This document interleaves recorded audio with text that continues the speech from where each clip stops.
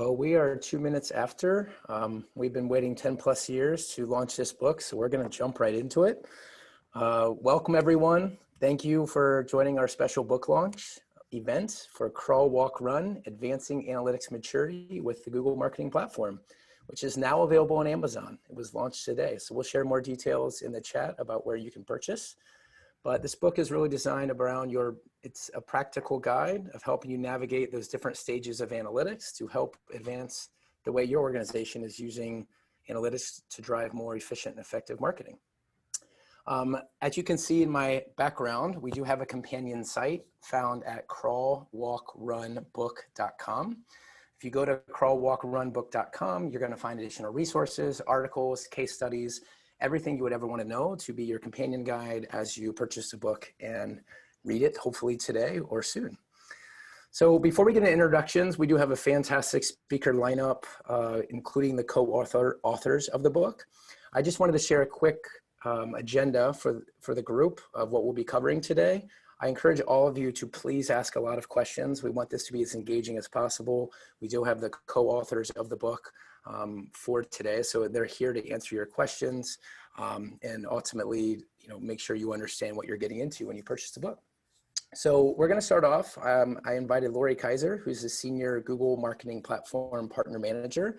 I'm actually going to ask her some questions on her perspective of the book, why it matters to Google, given that Google is in the title of the book. We're then going to go into asking the co-authors, Alex and Michael, to explain why they wrote Crawl, Walk, Run, specific insights that you can expect to get in the book. And Michael's actually going to touch on the 6 Ps of digital analytics, which is a key framework that you'll find. And at the end, we're saving for a very special announcement from Alex about the book sales and InfoTrust Foundation. So let's, again, before we get into the questions and me asking Laurie, let's start with some lovely introductions. Before we jump into. So let me start with myself. I lead our partnerships team at InfoTrust. I was a contributor. I'm going to say small contributor because there was a lot more fantastic minds behind the book. But I spend my days talking with enterprises around the globe, helping understand where they're at and what are their needs around analytics and how we InfoTrust can help. With that, I'm going to kick it over to Alex, then Michael, then we'll go back to Laurie for introductions. So Alex, I'll kick it over to you. Well, hello, everybody. I'm Alex Yastrebenetsky. I'm a CEO and a co-founder of InfoTrust, and I'm very proud and, as you can tell, extremely excited to be the co-author of this book. And also, it's really important that we recognize that the book is not really just me and Michael. We had 13 amazing contributors to help with the book. And Brad, if you don't mind, I'll just go ahead and quickly mention all their names, because I really want to make sure that recognize this team. So it's only in alphabetical order, not in the order of their impact, because all of their impact was absolutely amazing. Amin Shawki, Andy Gibson, Ariel Opelt, Brad, of course, here's Brad right there. Chris Vaughan, Kent Oldham, Lucas Long, Melanie Bowles, Pam Castricone, Stacey Shiring, and Tyler Blatt. And so all of our amazing contributors, they've helped us a lot of the content, and I really appreciate working with this amazing team and learning so much from them. So, Michael, your turn. Thank you, Alex.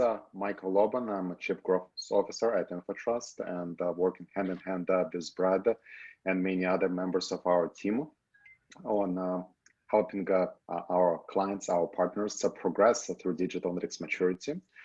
This book only took 10 years to accumulate knowledge to write, and then about a year to actually number the pages and fill them out, fill them up with content. So very excited to be at this stage when the book is finally launched and we can begin working on draft 2 or version 2 of this book. Thank you, Michael. Laurie? Hi, everyone. Laurie Kaiser. I'm a Senior Partner Manager for Google Marketing Platforms, and I manage our third-party partners in our ecosystem in North America, such as InfoTrust. So I get to work with Brad on a daily basis, and we stay really closely connected because our partners and our partner ecosystem holistically are really an extension of Google. So it's very important. So thank you for having me today. course, Laurie. I know you're excited to have another conversation with me because we don't, do that on a daily, hourly, maybe minute by minute basis. But thank you for joining us. Before I get into asking you some questions, Laurie, just from a Google point of view, I can't thank you and the rest of Google for giving us the opportunity to not only build the best-in-class partnership that I feel like we have, and we, helping our advertisers, our partners jointly across the globe. But that's really the emphasis behind this book is, the book mentions 85% of organizations have some form of Google Analytics or Google Marketing Platform on their sites. So we thought it was really critical and important that, let's get this content, this thought leadership, these actual impactful frameworks that, regardless of the organization, can really get out there and help transform and put the right pieces in place to take their organization to the next level. So thank you, Laurie. Thank you for putting up with me. And thank you for the partnership. So Laurie, let's kind of kick it off. As you have experience, as you mentioned, working with many different partners over the course of your career at Google and across the globe and different industries, why do you think there's a need for this type of content when you think about a thought leadership book like this from Google's perspective? Yeah, that's a great question, Brad. So when I think about, why is there a need? I think there's always a need for more thought leadership. And I just want to give, a shout out to InfoTrust because I feel like you all are constantly creating new content and thought leadership around, digital maturity. So this type of content just really reinforces our narrative around digital transformation and maturity. So we believe that there are 4 stages in the maturity funnel: nascent, emerging, connected, and multi-moment. And then we break that down even further to marketing capabilities and product maturity. And so at the core, this really means connected data, automation and integrations, and tech and actionable measurement. So as the marketer becomes more mature, companies can start to realize the cost and revenue benefits throughout the journey. We've taken this approach and have turned it into a framework internally at Google and have seen success. So it's really important to reinforce this approach through our partner ecosystem, such as InfoTrust, with the great work that you all are doing with our top clients. Yeah, thanks, Laurie. I remember the light bulb moment when I was mentioning the book to you, Crawl, Walk, Run, and the Google framework of nascent to multi-moment, which we do talk about in the book. And it was just as far as a partnership goes, it was nice to see just both organizations were on the same page of how do we help an advertiser. There wasn't separate directions from Google versus InfoTrust or any other Google partner for that matter. It was really a focus on how do we help advance how organizations are using the Google Marketing Platform to make their, drive more business and get that ROI that every organization is looking for, especially now with the environment. So. Yeah, and I will say just one more point to that, Brad, and you make that reference that I think you all were already doing this with your clients, right? But not necessarily in a framework. So I think the framework just reinforces, what you all were already doing when you thought about digital transformation and what that looks like for your clients. Absolutely. So on that same note, what do you believe from your point of view, what makes this book, maybe even InfoTrust, unique? How does it make us stand out versus other partners or just other organizations in the space? Yeah, definitely. So I think, InfoTrust is highly focused on analytics and measurement, really staying out of, the media game. And so that makes your approach very focused and unique to many of our other partners in the ecosystem that are full stack focusing on media and measurement. And so that makes you very complementary to, agencies and other types of partners instead of being competitive. So this book it's really the only one of its kind to date that covers Google Marketing Platforms and how to use it. So it's been designed specifically for practitioners who really want to excel in the analytics and measurement space. And then there really isn't anything like a crawl, walk, run sort of strategy out there, particularly for enterprise level companies. And so that's what makes this book really cool, is that it goes well beyond just the technical capabilities of GMP and Analytics 360. It does a phenomenal job of giving readers a holistic view of how they can advance their digital maturity And then it really explains how things like customer data governance and even analytics team structure come into play. Yeah, that's great. I even find it's overwhelming for organizations to, initially they just want to start running, and, it takes time, right? It's not something that can happen overnight. And I think what the book does a really good job of is, what is that process you can take? What are the different stages or different areas that you can focus on within each stage? And nobody's going to fit in that same spectrum of crawl, walk, run, right? Nobody's going to advance in the same way, and every organization has their own unique priorities, but it's going to help you give that framework of how do you take those steps in the next 3 months, 6 months, 9 months, and really transform the way the organization is operating. So Absolutely. You mentioned a little bit on titles and digital analytics. It's a large spectrum of stakeholders and titles. Who would you recommend reading this book? I know you mentioned initially like the general practitioners, but who else would you recommend from your end? Yeah, so I think just to, like drill down a bit further. So the book has specific sections focused on certain industries such as CPG, consumer packaged goods, e-commerce, and news and media verticals. So these are, primary audiences are, folks that are working in those industries. And then the book brings together technical know-how along with business management best practices. And then digital marketing managers, of course, in direct report should absolutely have this on their shelves. So the framework and ideas discussed in Crawl, Walk, Run are certainly applicable to nearly any enterprise marketing or analytics team, of course.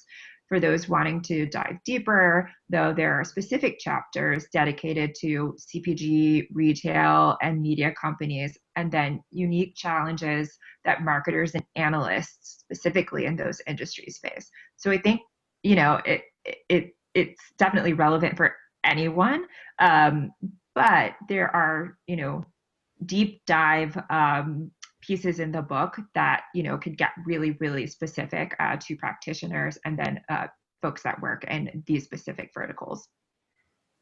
I think it's important to call out to readers, future readers of the book, that's really where we InfoTrust as an end-to-end digital analytics consultancy, that's where we focus, right? We focus within those 3 verticals: CPG, retail, media and entertainment, news and media.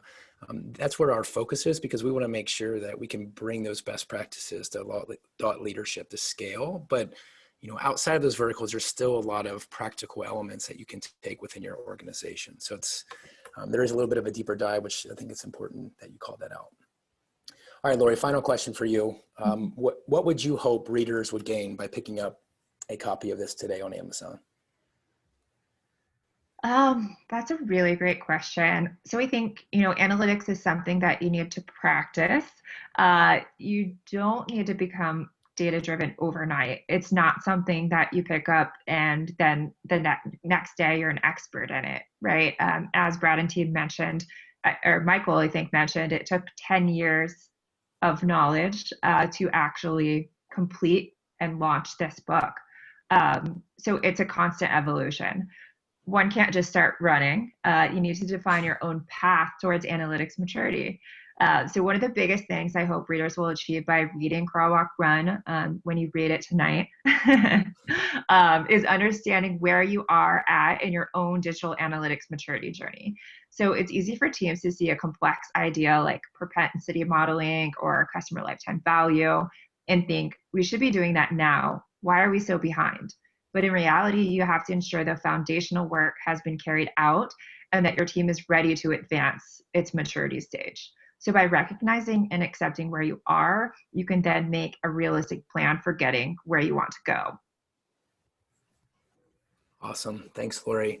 Again, I can't thank you enough for the partnership and how important you've been throughout this process, even of us developing this book and bringing you the idea initially, however many years ago, of kind of where we're going as an organization. So thanks for your partnership. I could ask you a lot more questions, but I know folks are probably interested in hearing from the co-authors, and I'm sure we have another call later this afternoon anyways. So I know you'll miss me. We'll talk soon.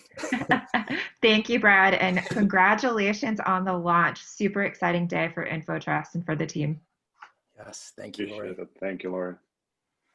So Laurie and I are now thrilled to reintroduce CEO of InfoTrust, Alec Yastrebenetsky, and Chief Growth Officer of InfoTrust, Michael Loban. Hats off to both of you. I know that I was a very small piece of this. I know it was a collective team effort, but let's be honest, both of you were the brains, the vision, the 10 plus years of experience and talking with all of our organizations of making this a reality. So congratulations to both of you.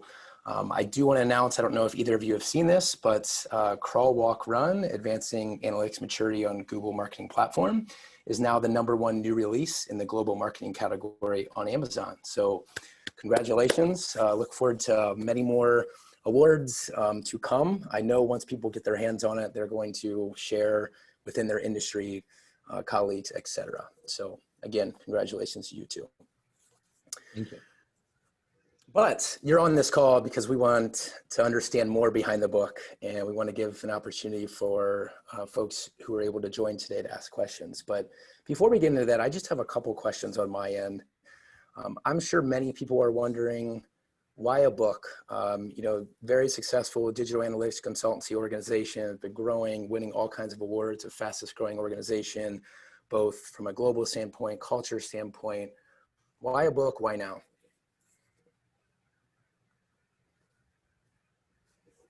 Michael, want to go first? Sure. So there are many answers to this. To me, I think the biggest one is it's a professional responsibility to share what we know and help organizations.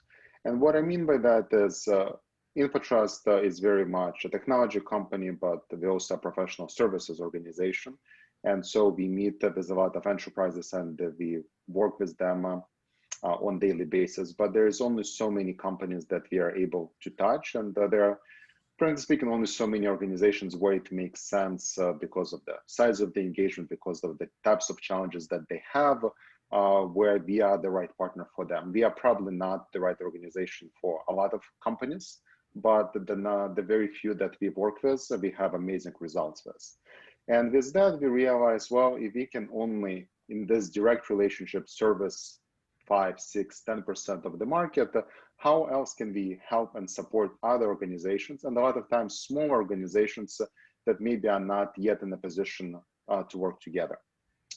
And the goal with this book was, well, we have the knowledge, so let's share this information. Let's share what we know about the industry, where it is heading, and not just hope, but give companies, give marketers tools to be successful. And why now? Well, there are only so many tomorrows. So if you have something to do, do it now, right? And tomorrow, many people will say, well, a lot of this information will be obsolete tomorrow. Well, some of the information certainly will change. And that's the best part about our industry, right? Is because it is evolving, it is different every day. And yes, we don't know what the future holds when it comes to privacy, regulations, attribution, and many different topics, but many aspects of this book in terms of how transformation within an organization changes, how do you actually understand where your company is right now, why you're stuck, how do you get unstuck, those principles will continue to stay true for years to come. And so with that, we again realizing that technology might change. Well, as technology changes, the book will evolve and we'll have a next revision. But the business practices that are there to help organizations take advantage of these technologies will hopefully stand the test of time. Awesome. So I think you were telling the audience that there's going to be more versions of the book to come as the industry changes, but the overall principles are going to stay the same. So still a very effective book, no matter what time someone is reading this, but over time, there's going to be multiple iterations to improve and stay up with the industry changes. Absolutely. And we don't look at this book as a one and done. We see this as here's the first step. This is what we know right now. And again, it took us 10 years to get us here. Over the next year to 2 years, it will be 12 years of being in this industry. And we will have different things to say. Who knows what else we will learn and we'll realize that makes the difference and why organizations are successful. And we'll put that in the next iteration of the book. I have a feeling there's going to be a new edition of a chapter about how to work from home and stay productive. That's going to have to be added given everything going on. Very, very much so. Alex, I have a question for you. Something that really stuck out to me as I kind of learned through helping with this book and being a father of 3 kids. You mentioned something in the book around having a conversation with Google, waiting on getting the official Google partner certification, and your son about ready to be delivered in a hospital. Would love for you to share with the audience a little bit more on that, because that really stuck out to me about the commitment. I know it sounds absolutely crazy, Brad, but it's absolutely 100% truth. My wife, we needed to induce her, and so that happened to be on the day when we were supposed to have our final interview as a new Google partner, and we were so committed to the partnership. Michael and I decided that we're going to figure out how to make it work, and of course, it just didn't occur to us that there is such things as WebEx or teleconferencing. We decided that the best way to do it is to do it from the waiting room outside of the labor and delivery. And so literally at 1 or 2 p.m., we had a call with Jesse Nichols, was the partnership manager in 2012. And we had a call with Jesse, and 3 hours later, 5 hours later, our son was born. So it's absolutely amazing. And the other thing that's absolutely amazing, I realized something literally just while on this webinar, that now 8 years later, yesterday, I started to teach my son Python.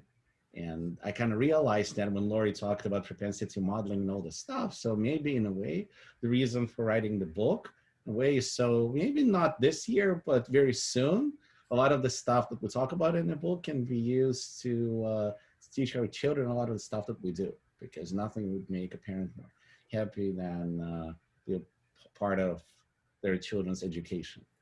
And so that's what I'm really excited about. I feel like it may be destiny for your son to come work for InfoTrust here sometime soon. Once he gets Python down, I think we can bring him on board.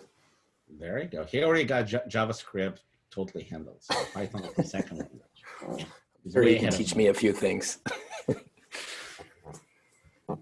Well, congratulations again. That's a pretty incredible story, and to see both of those amazing things happen within that same amount of time is pretty awesome.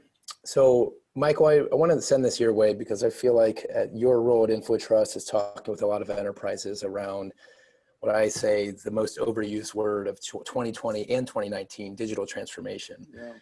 And there seems to be a lot of talk around, hey, I'm going to go digitally transform my organization. But why do you think it is that some companies still aren't making it to that next level?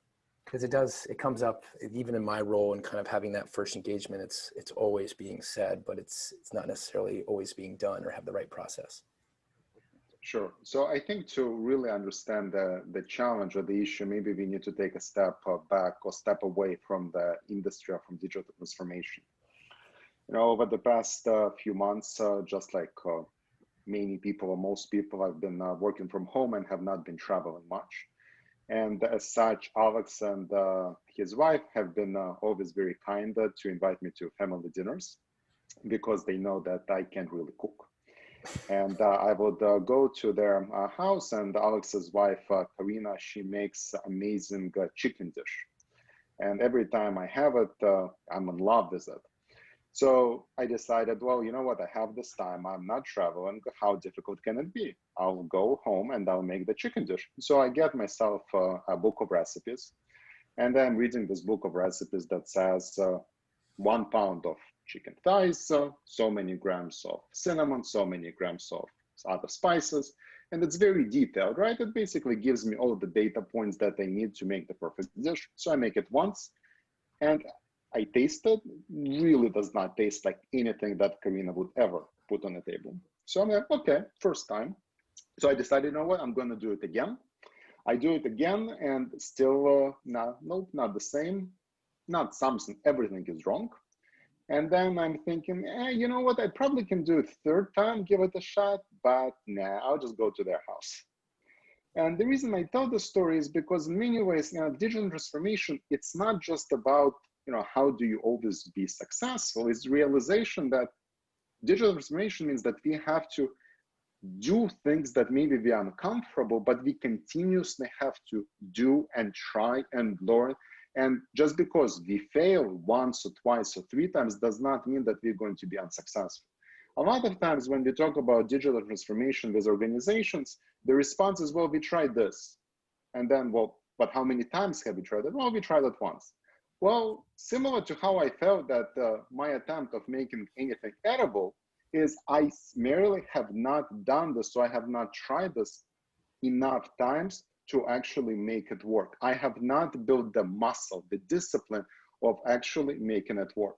And the same applies to the organization. Now, it's just me, right? But imagine when you have your management, when you have a board, and here you are telling them, you know what, we are going to go and we're going to experiment and we're going to do something that's uncomfortable, something that we haven't done before. It's not that easy. So the reason digital transformation in many ways fails is that we simply have not built that muscle. We've not done this enough times. We've not sometimes failed and said, you know what, that's all right. But here's what we are going to do again and again, and we're going to do it differently. In this book, we talk about digital transformation and how organizations mature and progress from one stage of digital maturity to another stage. And we talk about the idea of 6 Ps, if you will, and 3 of those are people, processes, and platforms, right? A lot of times we feel like, well, we have the right types of platforms, we have the right types of tools. Oh, okay, that's great. But do you have the right people? Do you have the right skill set? Are those people trained properly? Clearly, I was not trained properly in how I was making my dish, right? So I was not ready to use those tools the right way, those platforms the right way. And then the process, right? Do we have the right people with the right skill set using the right platforms? And do we have the right cadence? Do we have the right process of doing it over and over and over again? And from what we've seen, only organizations that are able to do it on a regular basis, are able to build out mature processes and hence excel. And those who have not done that are either trying, means that they're hopefully getting there, or they're simply falling behind. And in this day and age, if you fall behind just a little bit, the competition is just too fast, too nimble. You're going to lose your market positioning very, very fast. You made me think of some relevant, one relevant example that has been happening quite a bit since organizations are continuing to think about digital transformation. But you mentioned it when it was, your chicken dish, which, by the way, Alex, I like chicken. I'm open to trying the chicken dish. So, next time, feel free to reach out. But you're invited anytime. What are you doing tonight? I'm free as long as I can bring my 3 children and wife, then we're perfect. Good. But it reminds me of many organizations right now are trying to go through digital transformation, but they're only looking at the platform side. So they're saying, I want to migrate from Adobe to Google Analytics, and that is my massive transformation that I'm going to do. And they're simply looking at the platform license fee. What am I paying now versus what am I going to be paying in the future? And they're not thinking through, because we've seen it go both ways. And what we try to do as a partner is really educate them on, don't just think about the license fee. Think about your people. Your people have been using this platform for 10 years. They're going through a transformation themselves to learn that new platform, how data is being collected. How do you look at year-over-year reporting? Look at your back-end developers, the ones that are making code changes and site changes. Are you planning in the investment for that? So I think you hit the nail on the head of like, this isn't something where you can just buy a platform, right? You have to think about your people, you have to think about your processes. You have to make sure the organization is bought in and committed to it, not just kind of running away and sticking what they know or are used to. And that's a common item that I see, and I think our entire organization sees working with organizations. One more thing on digital transformation. What do you think a common myth is, and how would you overcome it or prove that it's wrong of when people say digital transformation? Well, one, as you already mentioned, that is over-investment in the platforms and the common belief that technology will do this for me. In this book, we talk at great length about Google Marketing Platform, which is a fantastic platform and has a number of different tools like Analytics 360, Optimize 360, Tag Manager 360. But even having a great platform that integrates very well together is not a substitute for having the right people that know how to use it. So I think that would be the first one. The second one is the idea of that transformation happens and it's done, right? When we read or when the companies say we need to do digital transformation, well, wouldn't it be better to do digital evolution? Like transformation merely gets us there, right? Transformation means that we are now caught up. But when we are caught up, it means that we are in line with others. Now we actually have to get in front of the pack, in front of our competitors.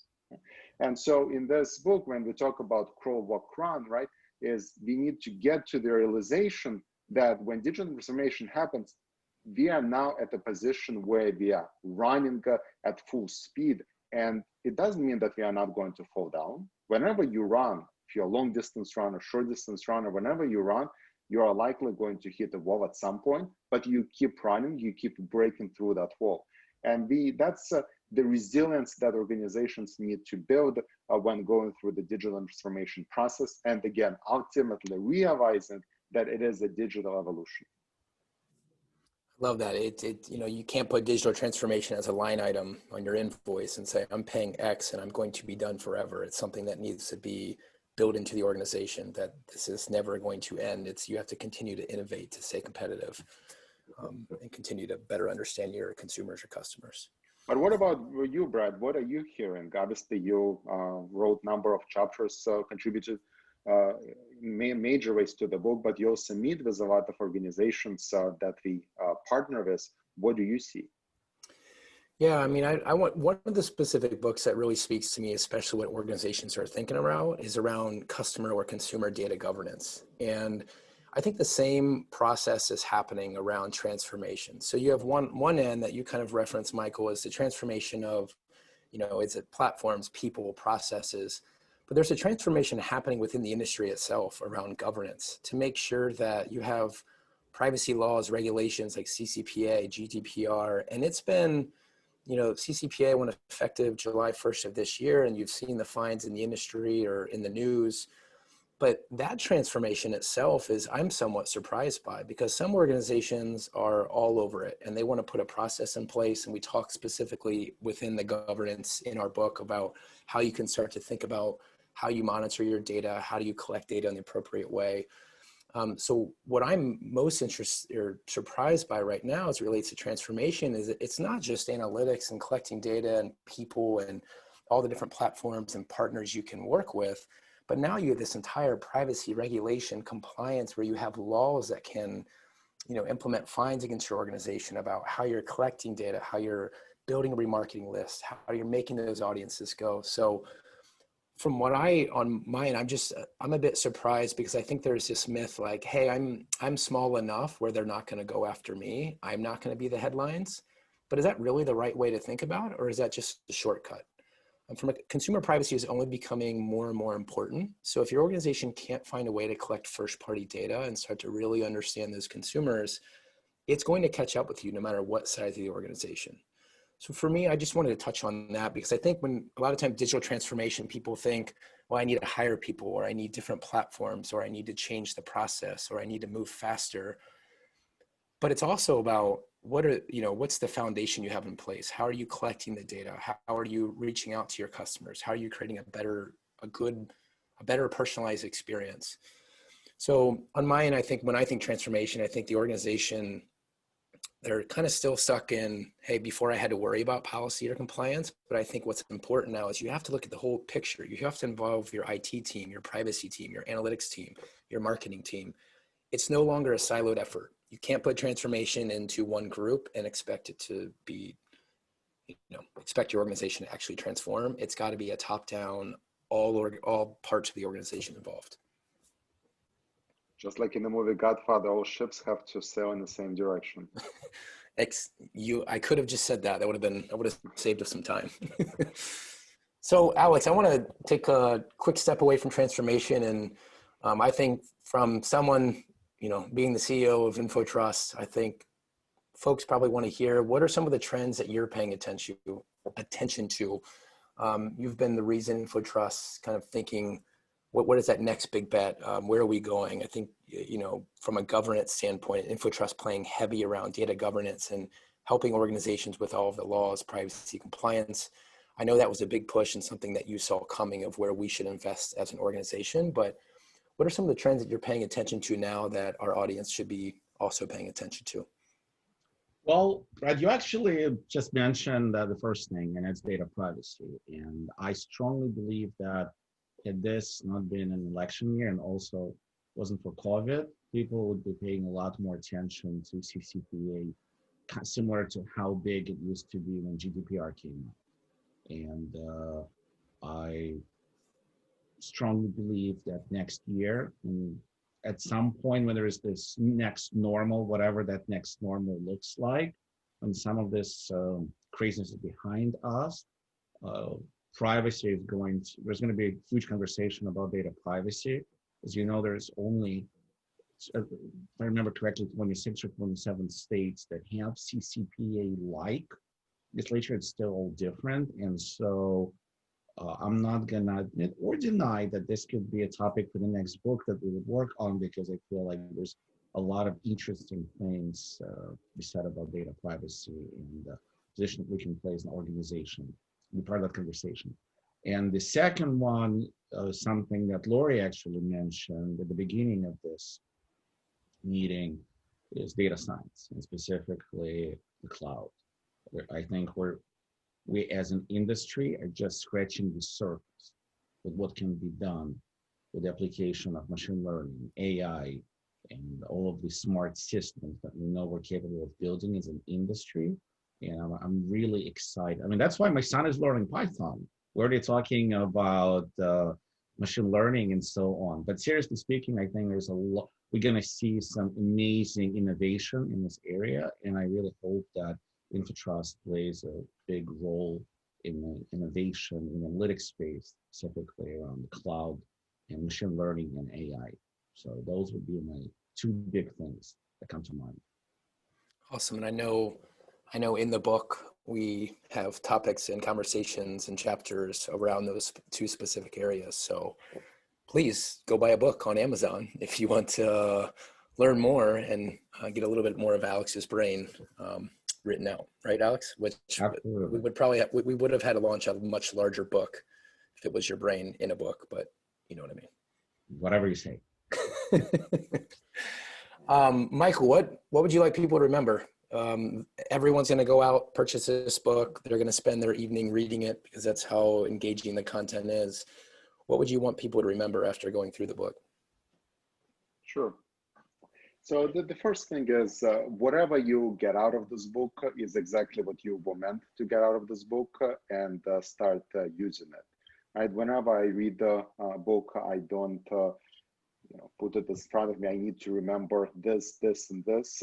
I feel like whatever information is most important and relevant will stay with me. And I hope that's how people that look at this book feel. As far as what we want people to leave with is, it is really about building a digital analytics muscle. And unless we have this as a practice within our organization, unless we can repeat our successes, well, it's just luck, right? And this is something that's rather important to point out. I meet with a lot of marketing executives, and very often they show me their campaigns and they show me, hey, they've done something really good here, and I ask them, so what contributed to this, right? Or why do you think your sales skyrocketed here, or something worked very well here? And the response is very often, well, we are not actually quite sure what attribute this to, right? We don't know what necessarily made the difference. It's like, well, it's great that you won, right? It's great that you ended up in this digital lottery, so to speak, and you placed your bet and you won, but how are you going to repeat it, right? And that becomes the challenge for many organizations.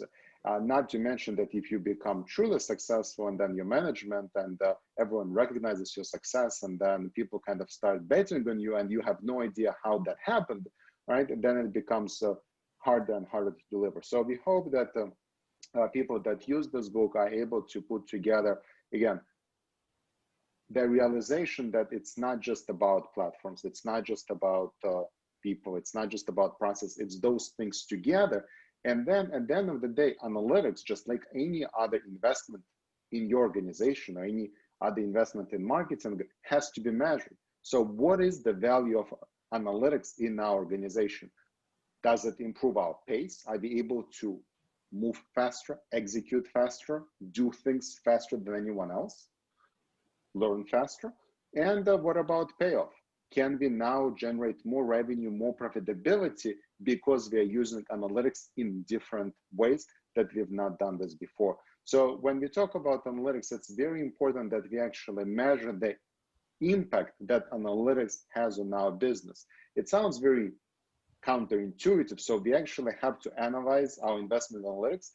Kind of, yes. Otherwise, how do you know that if you decide to spend $1 million on analytics versus media buy on Facebook, Twitter, and Instagram, that this is the right investment for you? It's much easier to say, you know what, analytics can wait.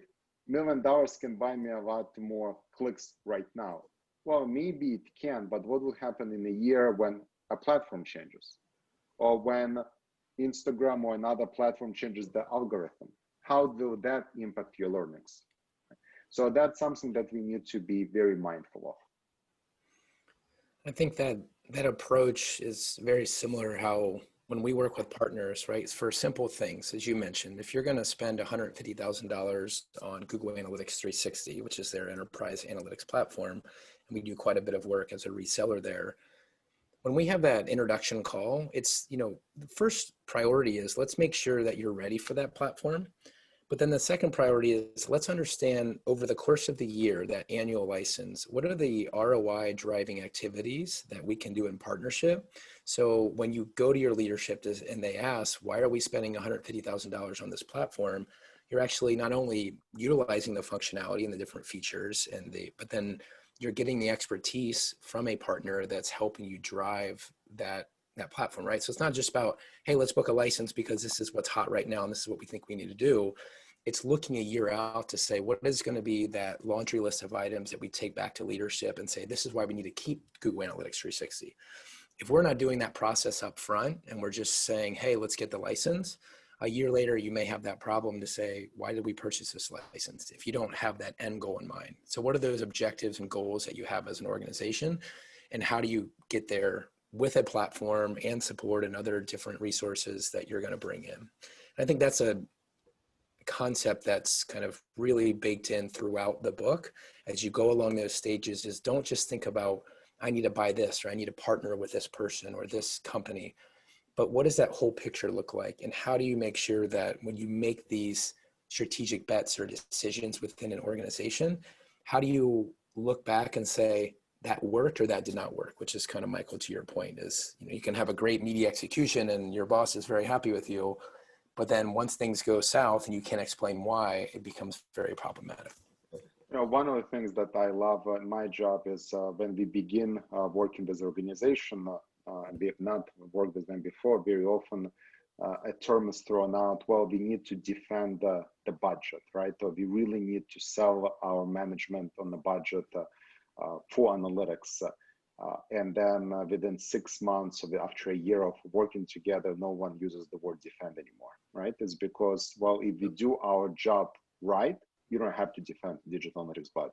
Every person within the organization who is making this decision will be able to see what you've been able to accomplish with their digital analytics investment. No one questions when you invest $1 in analytics and you're able to have $1.50 or $2 return. The only question is how much more can be spent here to maximize our output. Yeah. I got another question, then I want to wrap us up here and get a little bit more about, you know, again, where you can purchase a book. Alex, I'd like to hear from you on where the profit proceeds will go towards. I know you have a special announcement to share at the end.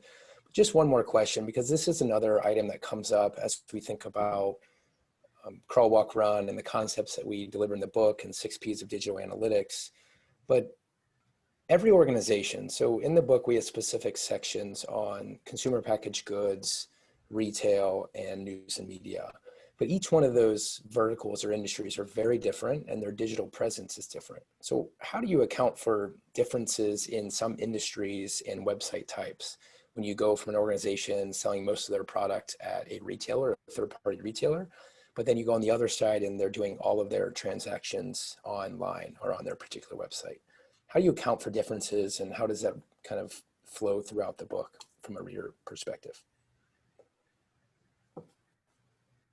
I can start. Where I think you start is, well, you start with your audience, right? With your customer in mind, and then you determine, well, what constitutes an optimal customer experience. When you're in the news and media space, right, and let's say you do not have a paid subscription and you merely have a content website, the question becomes, how do I bring the right audience to my website? How do I serve them the content that they would very much like, that would entice them to stay on a website? And then what type of advertising would be relevant to them, and hence, how can I increase my advertising yield on a website? When you're direct-to-consumer brand, the question is, well, who is my ideal customer type? And how do I design the best customer experience for that group of people to maximize the lifetime value, right? Because we realize that majority of revenue is going to come from a very specific group of people. So at the end of the day, it all comes down to understanding who your customer is and how you can influence their behavior. You can't make anyone do anything. I think we know this just well enough. But it does come down to, look, if this is my ideal customer, client, persona, then what does the ultimate experience look like? And how can I use analytics to test my understanding of that and improve it on a regular basis? The idea of testing is really essential to anything that we do. And in digital space, it's certainly much easier than an offline space, right? It's often much cheaper for us to test our assumptions and come up with new ones. And that's ultimately what we want to be doing. Love that. The overall objective is start with your customer or consumer first and build everything around your individual consumer, right? So every business, even if you're in the same vertical, is going to have different consumers, different high value customers.